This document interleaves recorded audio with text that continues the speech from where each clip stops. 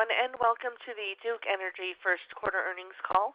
Today's call is being recorded, and now at this time I'd like to turn the call over to Jack Sullivan. Please go ahead. Thank you, April. Good morning, everyone, and welcome to Duke Energy's First Quarter 2021 Earnings Review and Business Update. Leading our call today is Lynn Good, Chair, President, and Chief Executive Officer, along with Steve Young, Executive Vice President and CFO.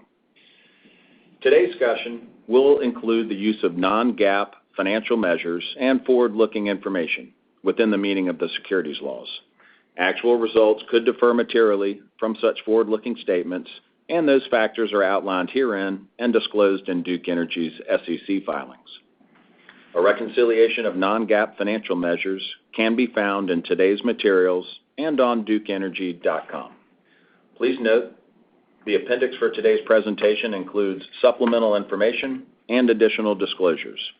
So with that, let's turn the call over to Lynn. Jack, thank you, and good morning, everyone. We're pleased to be with you to share our results and the excellent progress we're making on our strategic initiatives. Today, we announced adjusted earnings per share of $1.26 for the quarter, delivering strong results to start the year, driven by growth at our electric utilities. Our first quarter results demonstrate the power of our clean energy strategy and our ability to execute that strategy. We also continue to tightly manage costs and engage stakeholders throughout our business as we develop and implement smart policy solutions. With the first quarter behind us and a clear path forward, we are reaffirming our 2021 adjusted EPS guidance range of $5 to $5.30, with a midpoint of $5.15, and our long-term EPS growth rate of 5 to 7% through 2025, based off the $5.15 midpoint. Turning to slide 5, just over a year ago, we launched our comprehensive response to COVID-19. And although the pandemic is not behind us, I'm very proud of our response, demonstrating our commitment to health, safety, and customer service in the face of very difficult circumstances. But as I reflect on the past year, we accomplished so much more. We made the difficult but appropriate decision to step away from the Atlantic Coast Pipeline. We hosted a successful ESG Day, clearly articulating our clean energy vision and how we are pursuing the largest fleet transition in the U.S. We actively participated in stakeholder meetings in the Carolinas focused on our clean energy transition and regulatory reforms necessary to recover those investments, laying the groundwork for comprehensive energy legislation. We announced a market-leading transaction with GIC, delivering $2 billion of accretive investment into our company and eliminating the need for equity over the 5-year period. We maintained a sharp focus on our cost structure, operational excellence, and customer service, delivering industry-leading safety results and surpassing our internal customer satisfaction target by nearly 15%. We outlined an updated 5-year, $59 billion capital plan and raised our growth rate to 5 to 7%. Further, we achieved numerous regulatory outcomes, including the successful completion of our first rate case in Indiana in 16 years, resulting in multi-year rate increases, accelerated depreciation of coal plants, and recovery of coal ash costs. We reached comprehensive settlements in our North Carolina rate cases with a broad range of stakeholders, which have been approved by the NCUC. We reached a comprehensive settlement on coal ash recovery, providing customers with near-term benefits while establishing recovery with a return in the years to come, which was also approved. And finally, in Florida, we received approval of a new multi-year rate plan, as well as the Clean Energy Connection Program, in the first 3 years of our Storm Protection Plan. In light of these accomplishments, which included eliminating uncertainties and creating a clear vision for growth, the stock has performed well, and we're poised to deliver even more in 2021. Turning to slide 6, we're leading the way to cleaner energy and continue to make progress toward our 2030 goals and our target of net zero emissions by 2050. Across our jurisdictions, we're engaging with policymakers and stakeholders to accelerate the transition while keeping a sharp focus on reliability and affordability. I wanted to provide an update on the legislative session in North Carolina. As we discussed in February, ongoing work continues to build alignment on the shared objectives that came out of the Clean Energy Plan process. These shared objectives include North Carolina's clean energy transition, as well as the regulatory reforms that provide for timely recovery of these investments.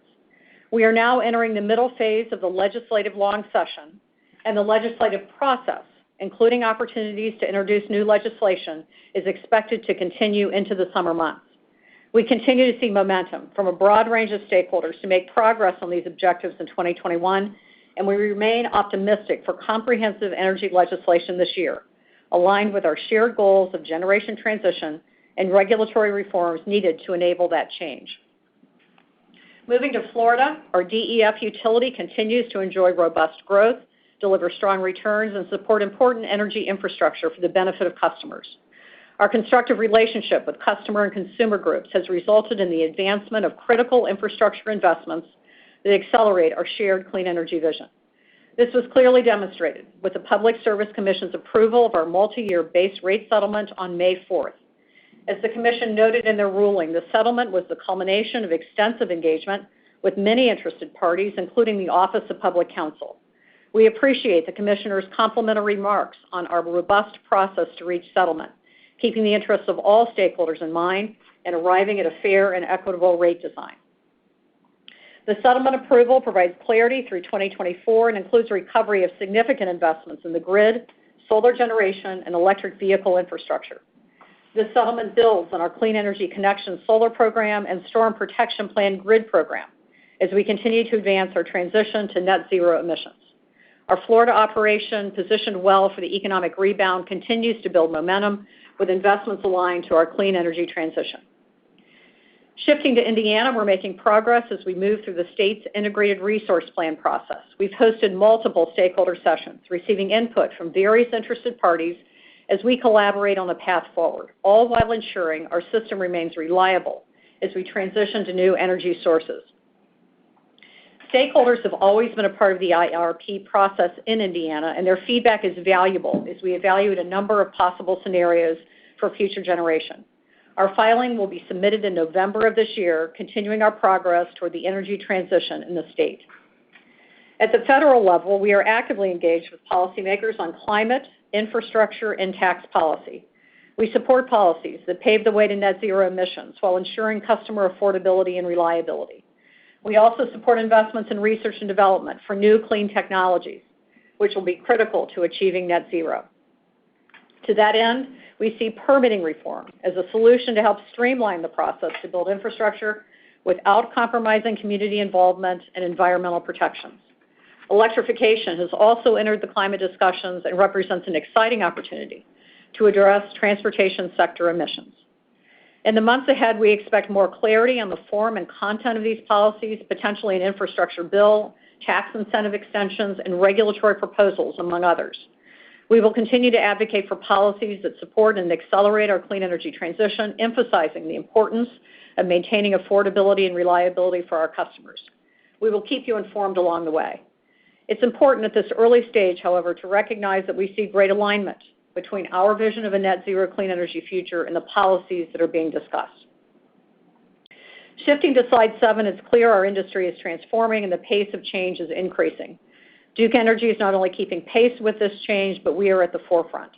Our transition to net zero is enabled by our growing capital plan, which in the back half of the decade ranges from $65 to $75 billion.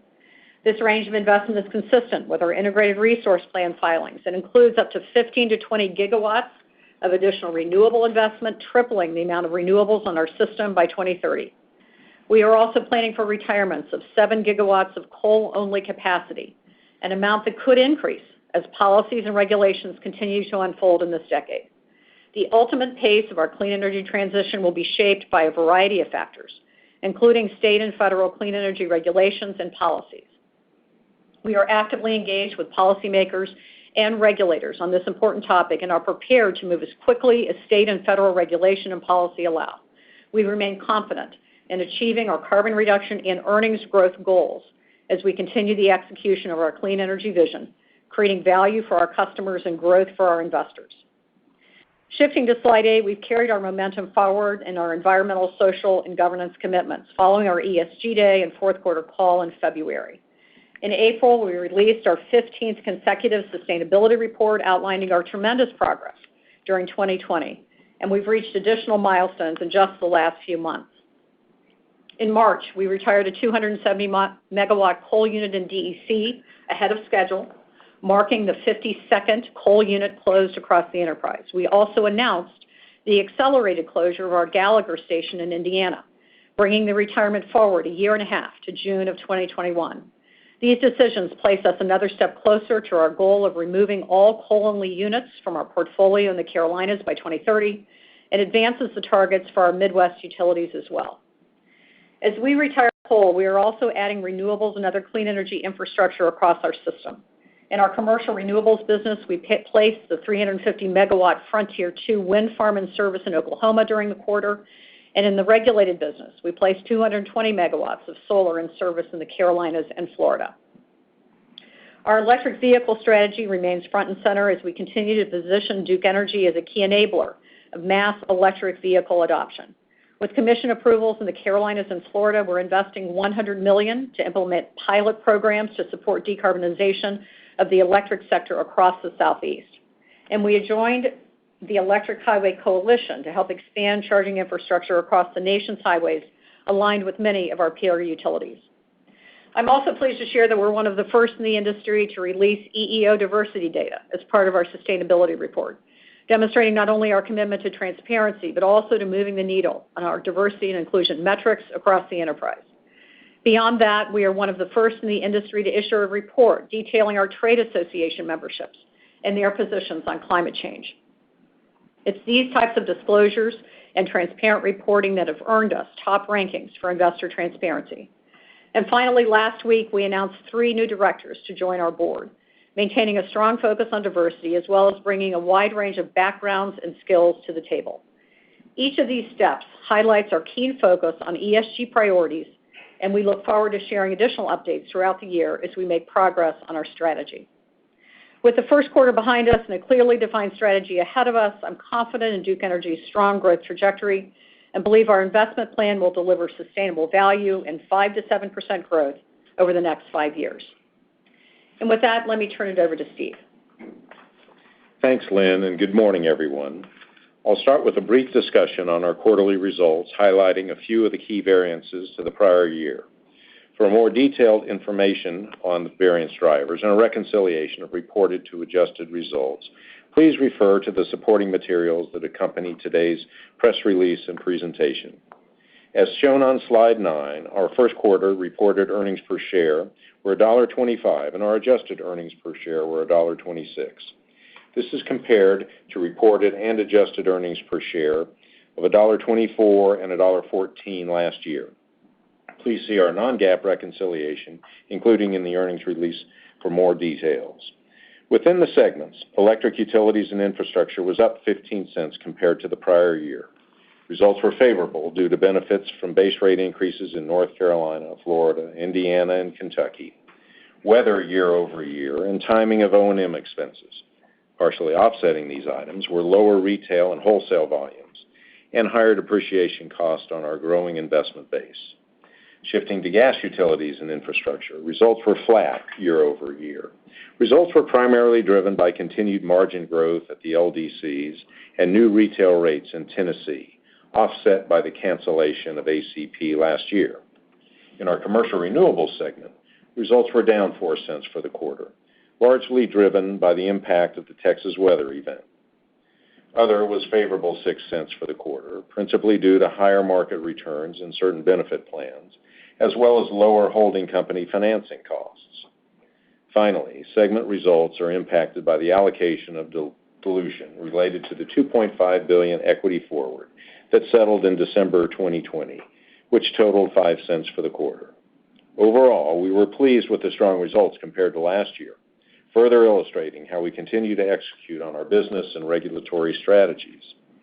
It's these excellent results and our strong start to the year that ensure we are well positioned to meet the 2021 guidance we shared in February. We remain confident in our ability to consistently grow our adjusted earnings per share at 5 to 7% throughout the 5-year period off of the 2021 base year. Turning to slide 10, let me provide an overview of electric volumes and economic trends. Our results for the first quarter were down approximately 1% year over year. Keep in mind that we are comparing sales data to a quarter last year that had little impact from COVID-19. Residential volumes were up 2.6 over last year, driven by continued strong customer growth in our service territories and ongoing remote learning and work-from-home policies. The winter surge in COVID-19 cases impacted our commercial class, which was down 5% for the quarter. As vaccination rates continue to climb and restrictions ease, we expect a strong improvement in the commercial class through the rest of the year. While industrial volumes were down 2% for the quarter, nearly all of our large commercial and industrial customers have resumed operations, and the sector is showing signs of optimism. The ISM Manufacturing Index, a key indicator of economic activity, was 64.7 in March, its highest reading since 1983. As we look back, we continue to expect 1 to 2% load growth in 2021. This is supported by our early look at April volumes, which showed strong sales across all customer classes. Our service territories are well positioned for sustained growth over the long term. We operate in 4 of the top 8 states for population migration, a testament to the attractive business environments of our service territories, and electricity rates well below the national average. In fact, Apple recently announced a $1 billion investment in North Carolina that will bring 3,000 jobs to the Research Triangle area, highlighting the governor's commitment to economic development in the state. Turning to slide 11, we remain active in the regulatory arena, engaging stakeholders as we see constructive outcomes and smart solutions for our customers. In North Carolina, we received orders in our DEC and DEP rate cases, which approve key settlements we reached with interveners. These settlements incorporate significant infrastructure investment, providing benefits to our customers. The orders include approval of a 9.6% ROE and 52% equity capital structure, deferral treatment for approximately $1.2 billion in grid improvement plan projects, and resolution of coal ash recovery through early 2030.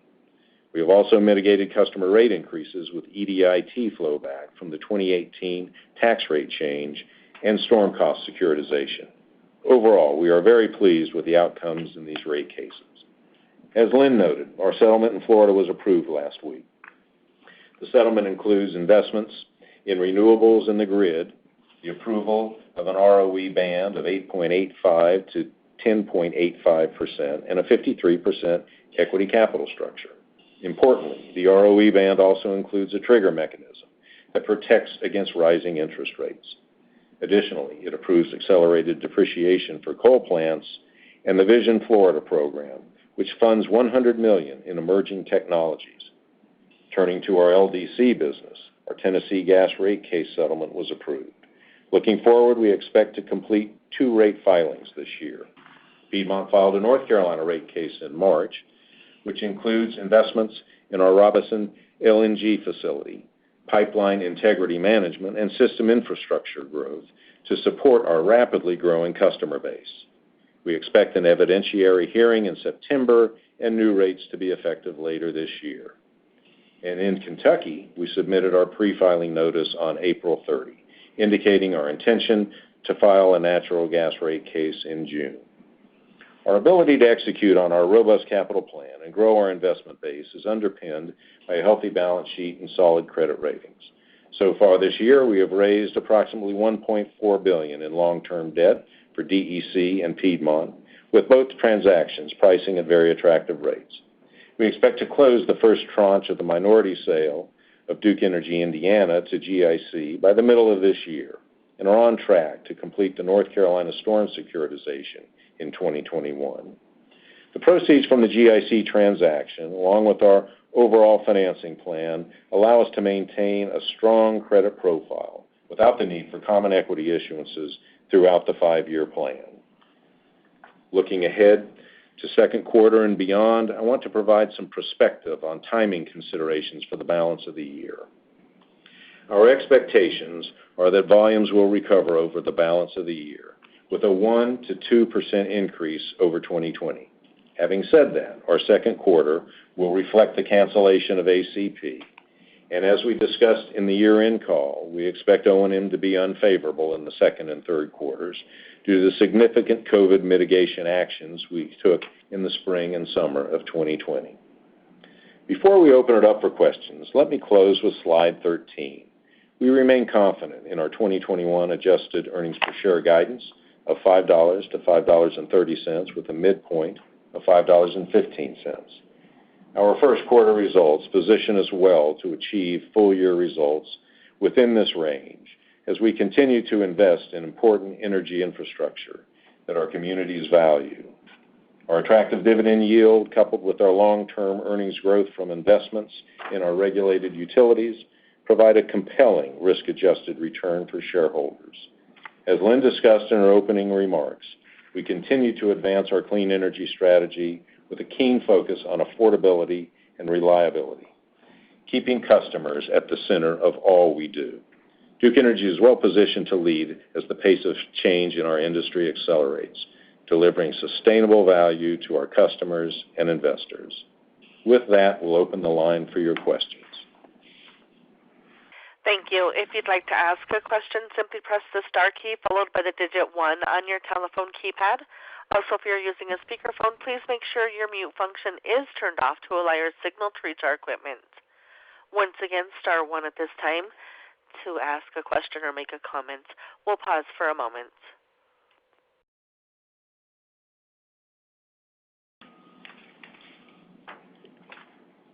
And we'll first hear from Shar Pourreza of Guggenheim Partners.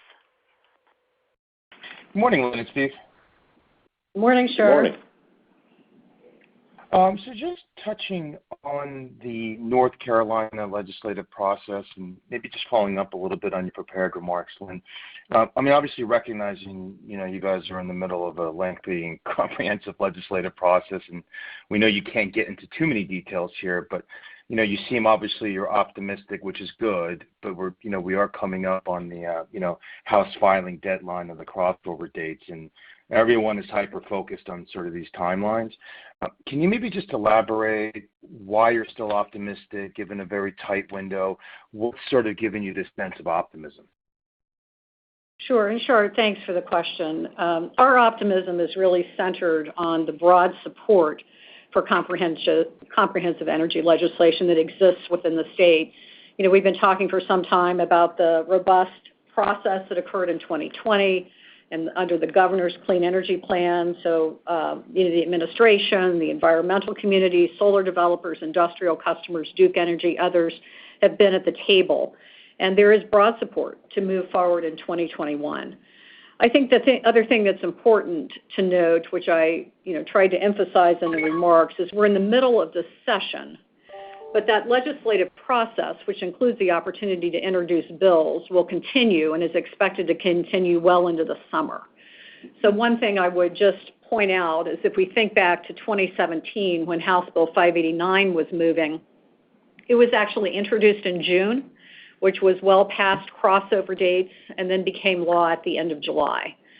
So the timing and approach to advance the bill is in the hands of legislative leadership, and will remain patient as they work through their process. But as I said, we have optimism based on the broad support for this legislation. Got it. So basically, sometime in the summer is when you expect an introduction.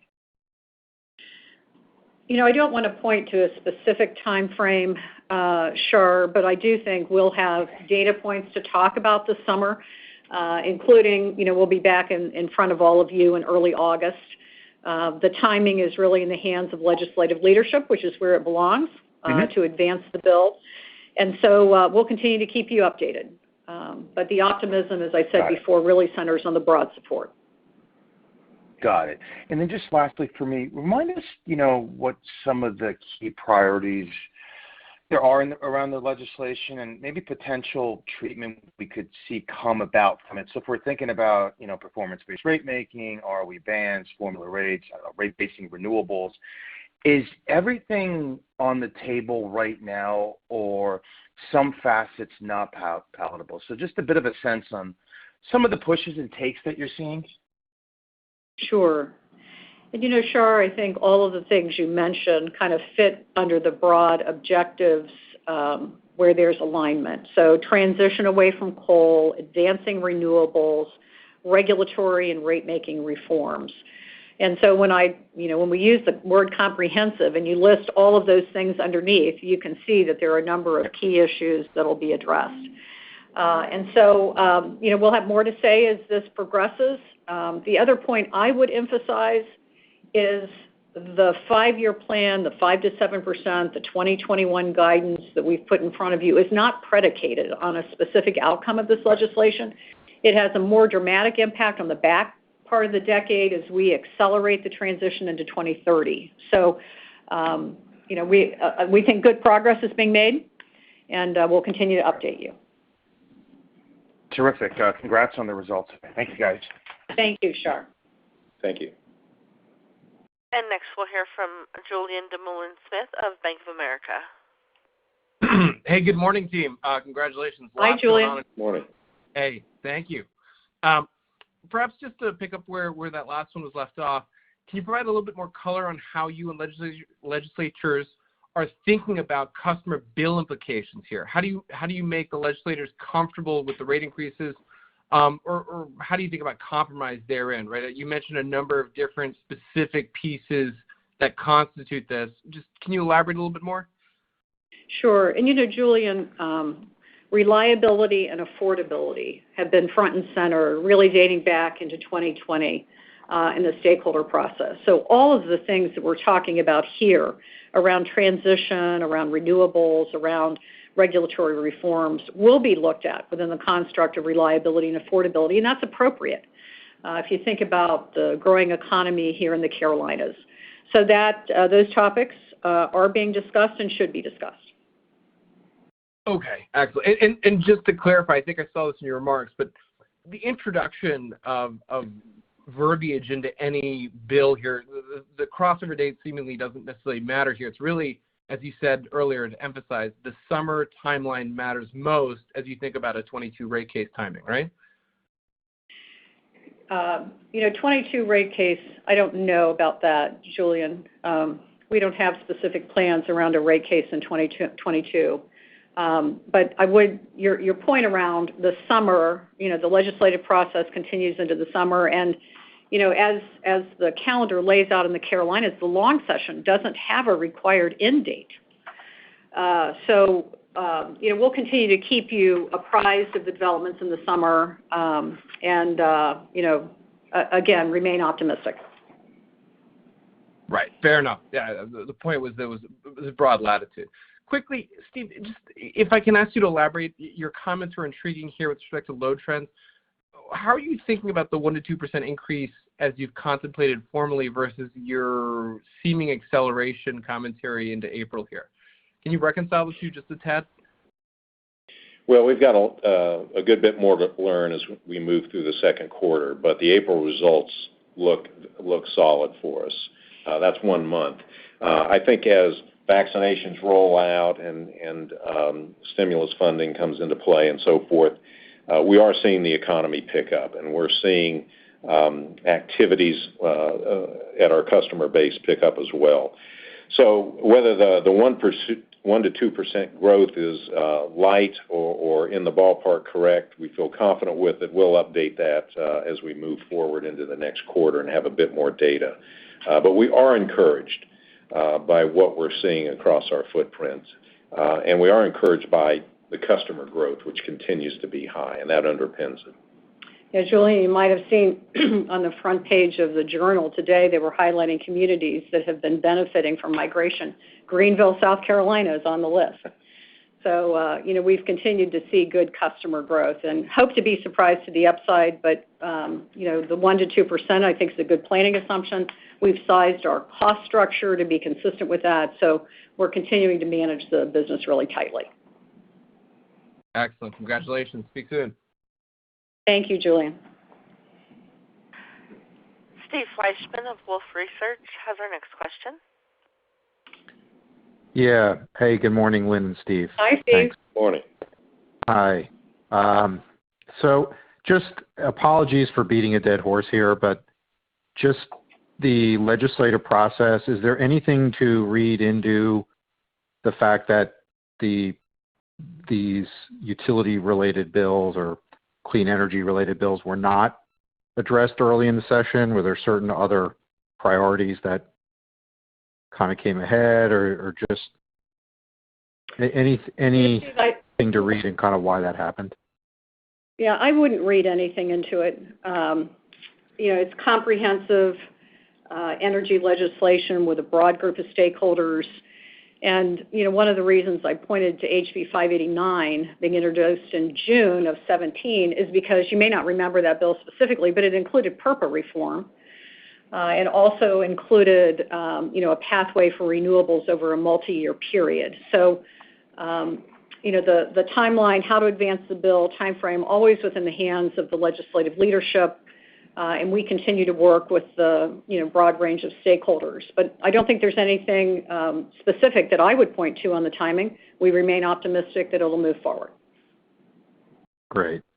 Okay, great. And then how about an update on the approvals of the Indiana transaction? Just, I know you said mid-year. Has there been any intervention, any process to kind of monitor there? Sure. So two things remain, Steve: CFIUS approval and FERC approval. There have been some filings in the FERC docket back and forth, Sierra Club, CAC, others. In our view, the issues that are being raised are not really relevant to what FERC is evaluating, and further, there have been strong support from our wholesale customers. And so we still believe kind of middle of the year is appropriate timing for that. CFIUS has recently notified that they're moving to another phase, which is quite common with the caseload that they have to reach agreement within 45 days or approval is increasingly uncommon. So again, we think mid-year is the right timeline for both of those approvals, and we'll continue to keep you updated. Okay. I guess the last question, could you give us a sense of the IRP schedule, just since it kind of could interact with legislation? Sure. What is the latest on the IRP schedule?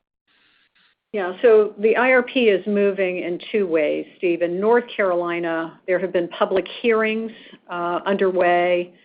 The North Carolina Commission does not approve the IRP, but rather provides feedback. And so we are on pace to hear from them, we believe, likely in the fall in North Carolina. And then in South Carolina, there was a hearing that began on April 26th. It has wrapped up. South Carolina does approve. This is a part of Act 62 that you may remember from a couple of years ago. We expect an order from them by June 28th. And I think what's important in South Carolina is the Office of Regulatory Staff is supportive, in fact, was complimentary of the work that we accomplished with the IRP. And so we believe we'll get good feedback from the South Carolina Commission as well, into June okay. for that time frame. Okay, great. Okay, thank you. Thank you, Steve. And we'll hear from Stephen Byrd of Morgan Stanley. Hi, good morning. Hi, Stephen. Wanted to just discuss the Indiana IRP, I guess, a little bit more broadly. And I was interested in trying to compare the dynamics in Indiana versus, say, in the Carolinas. I'm thinking about things like, different renewables costs, different generation cost structures, feedback you've received, so far in terms of priorities in Indiana. How would you at a high level sort of characterize some of the maybe differences and similarities as you compare sort of the resource mix and where you may head in Indiana versus, say, in the Carolinas? So, Steve, a heavier coal mix in Indiana, as you know. Some wind availability in terms of resource capability in Indiana, more so than in the Carolinas. Solar is available, but would have a slightly different capacity profile than in the Southeast, as you can imagine. And so we have been in active conversations in Indiana on the appropriate transition for some time. You may recall that in the rate case that was approved in July, we actually accelerated depreciation, shortening the lives of the assets. And the legislature in Indiana has also undertaken a review and a clean energy task force of how the state can keep making progress. And so we see this IRP filing as a way for us to continue discussions with all the parties. How can we accelerate? How can Indiana maintain control of their destiny? How can we bring in renewables in a cost-effective way? Is there a role for natural gas as we move away from coal? And good conversations are underway, and I expect to have more to say as we get closer to that filing, Stephen, but I would share with you that we're building on conversations that have been underway in the state for some time. That's really helpful. And maybe just focusing on renewables, and I'm just curious what data points you're seeing in terms of cost of equipment, availability of equipment. You know, a common theme among investor discussions is just sort of availability of renewable equipment, sort of supply chain sort of stresses along the way. Are you all seeing any sort of data points along those lines, or is it broadly that, you know, equipment is available, costs continue to be fairly low? Yes, I'll take that, Stephen. We have, in our commercial renewables business, pretty extensive input to the supply chain, and so we have a good diverse set of vendors that we utilize for the various services there. We haven't seen any anomalies or stresses at this point that interfere with our projects and moving them online. We saw some challenges in 2020 related to COVID and worker availability along the supply chain. But as that has been relieved, that has helped move along. We're keeping an eye on increasing price pressures as we are across our entire footprint, not just the renewable standpoint. At this point, we haven't seen anything what I would call dramatic.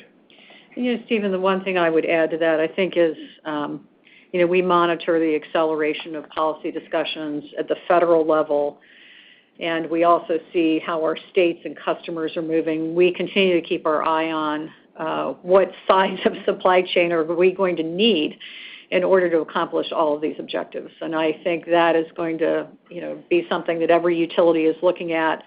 In the near term, there could be some pricing pressures as we all try to figure out how to get on our front foot. But I suspect if there's a lot of support for this growth, that supply chains will continue to expand, and we'll look for ways we can find the lowest cost for customers. So it is a front-of-mind issue for us broadly, not only for the coming year and projects on the docket, but over the long term as we look at the size of these capital spending plans that we have in front of us. That's extremely helpful. And maybe just one last one at a high level at the federal legislative level. I'm just curious your take on the prospects for clean energy support as sort of broader legislation that may pass. What is your sense as to the prospects for getting further support for clean energy and perhaps for transmission and other asset classes as well? Stephen, I think it's early, and there are a lot of things being discussed, as you know, infrastructure, clean energy policies, tax policy. And so I do think we are encouraged by the conversations around clean tech R&D, electric vehicles, some discussion around permitting reform, tax policy. We expect to have some incentives around clean energy investment, which will be to the benefit of our customers. So, we remain engaged, and we'll know more about how these things take shape over the course of the summer, and continue to be encouraged that there might be a bipartisan way to approach infrastructure. I think there's an upcoming bipartisan infrastructure week in early June, because I think that could be needed investment in the economy, and certainly great for Duke if that were to move forward. Very good. Thank you so much. Thank you. Next, we'll hear from Jonathan Arnold of Vertical Research Partners. Oh, yeah. Good morning, guys. And thank you Hi, for Jonathan. extra color. So it was reported a while back, Lynn, that the House was sort of the venue that was seen to be taking the lead on the legislation in North Carolina. Is that the case, or is that sort of something that's moving around here? So the House is taking the lead, Jonathan, and all the comments I've made, remain. We're working our way through it. Okay, and as we've talked about greater flexibility on dates. Should we be looking for them to sort of formally move any of these dates, or is that it's just more that the process is fluid and a long session? I wouldn't expect the dates that you're referencing, like crossover and so on, to move, Jonathan. I think the bigger point is that legislation and introduction of bills and amendment of bills and other things can move throughout the legislative session. So it's not dependent on those specific dates. Thank you. Okay. And then just a couple other things. Steve, the 1 to 2% sales growth, am I correct that that's a full year number, or is rather than your sort of balance of year number? That's a full year number, Jonathan, and that takes into account what we expected to see in the first quarter of 2021, knowing that there was still some carry forward and winter surge and so forth, but the 1 to 2% is the entire year. And how does what you did see in first quarter sort of marry up with what you were expecting to see? You know, given the winter surge, it was not surprising to see the drop there. So we expected that to occur compared to 2020. So I think it was fairly well in line. What we're encouraged by is the early signs from April. Now that's just 1 month, quite strong, and some of the other indices. Again, we would feel confident in the 1 to 2%. And we'll see if there's upside to that as we move to the next quarter. Great, thank you. And then just finally, you said in the 10K that you thought Winter Storm Uri was going to be a 75 to 100 million pre-tax event for you, and I think the slides show it was a 4-cent hit in the quarter, so that seems to be quite a bit less than you originally thought. Could you just talk about what went on between sort of one date and the other? You know, Jonathan, that filing was an early estimate. And as we learned more and got more information on how the transactions actually settled and came through, the 4 cents is what we experienced. Steve, would you add anything? Yeah, that's right. It was a quick and fast look. We needed to get some information out about that on that early estimate. But as we worked with the individual customers and off-takers and tax equity partners, there was different allocations of events, and it resulted in less of a loss.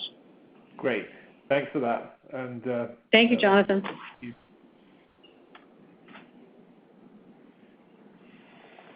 And Michael Weinstein of Credit Suisse. Hi, good morning. Hey, hi, Michael.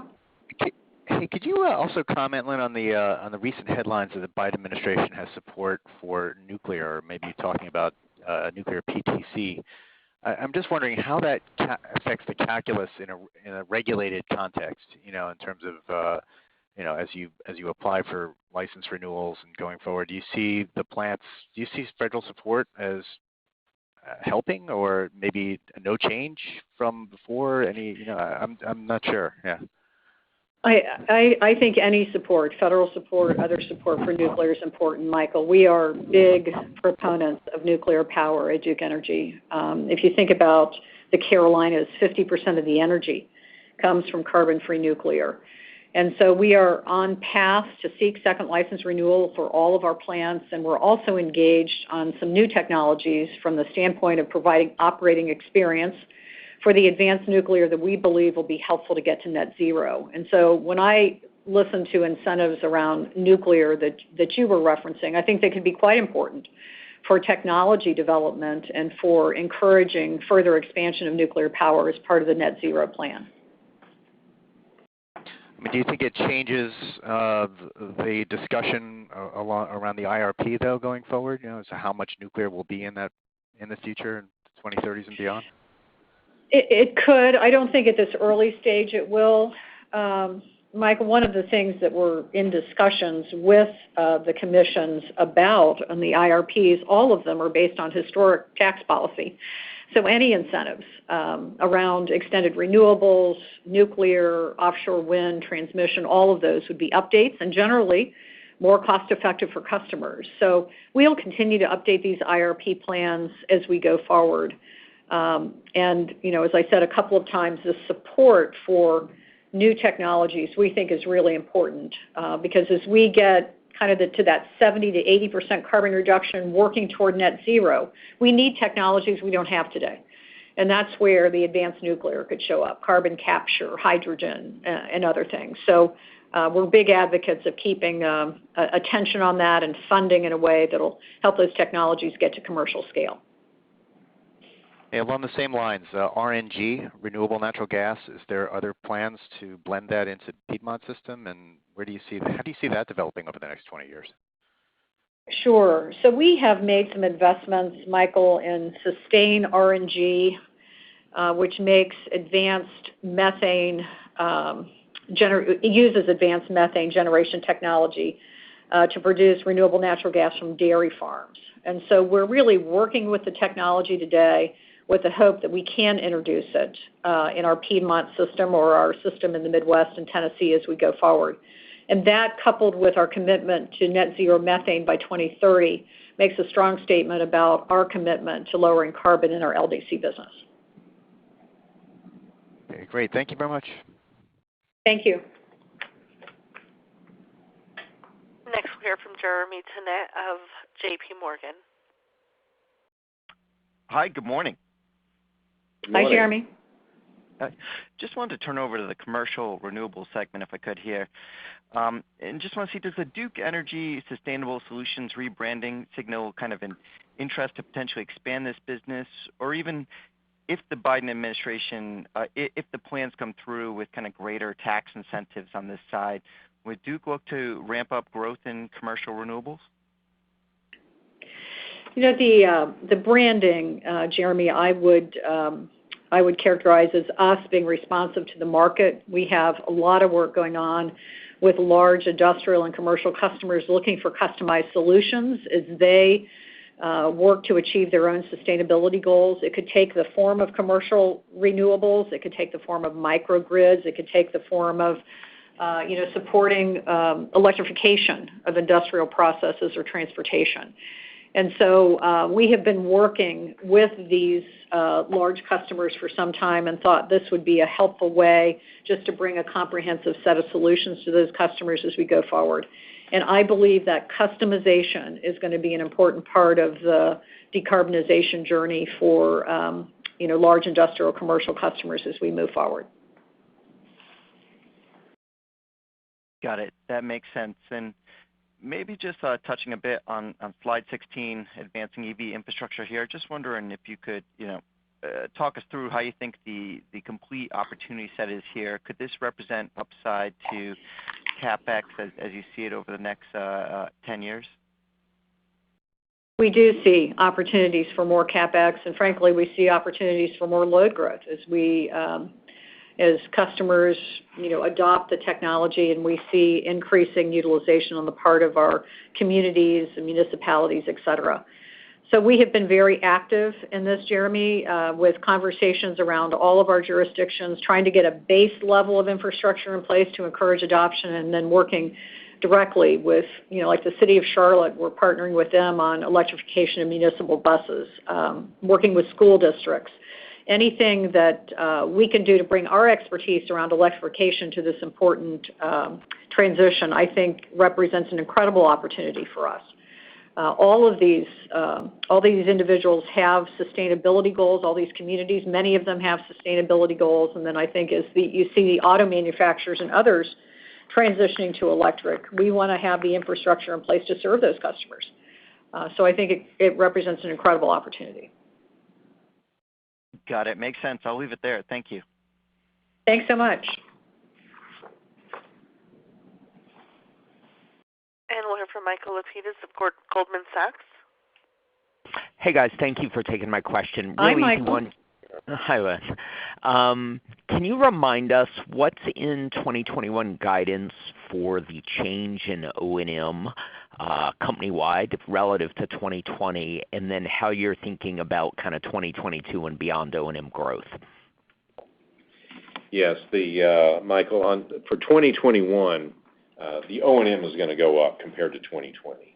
And keep in mind, in 2020, we reduced O&M by $320 million, roughly, through various efforts.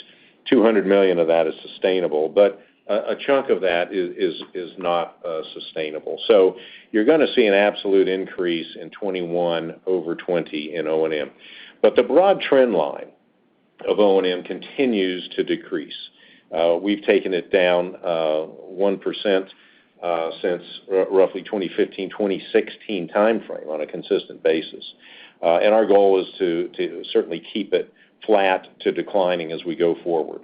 And I have confidence in our ability to do that. We've learned a lot from COVID, an entirely new set of efficiencies that we've learned from that we're going to try to carry forward and broaden. But on the absolute basis, you'll see it go up in 2021 as we have to catch up a few things compared to 2020. Got it. And then longer term, do you still see opportunities for material cost synergy or savings, or is the goal just to keep it flattish on 2021 levels? Michael, I think there continues to be opportunities. Steve talked about some of the learnings from COVID. We're aggressively moving on real estate. As we continue to invest in the grid with new technologies, we're finding O&M savings. And if you think about this clean energy transition, moving out of coal, there's a natural reduction in O&M that could come there as well. So we continue to find ideas, continue to find ways to really focus on this, and we also see it as a strategic priority for our company to maintain affordable prices for customers as we put this capital to work. So our focus on this is not going to lessen. We're not at the end of anything. We're just continuing to find ways we can drive efficiencies. Got it. Thank you, guys. Much appreciated. Thank you, Michael. And that does conclude the question and answer session for today. At this time, I'd like to turn the call back over to Lynn Good for any additional or closing comments. Thank you, April, and thanks to all of you for joining today, for your interest in Duke, your investment in Duke. And the IR team is available, as always, for further questions following this call. So thanks so much. Have a good afternoon. That does conclude today's conference. Thank you all for your participation. You may now disconnect.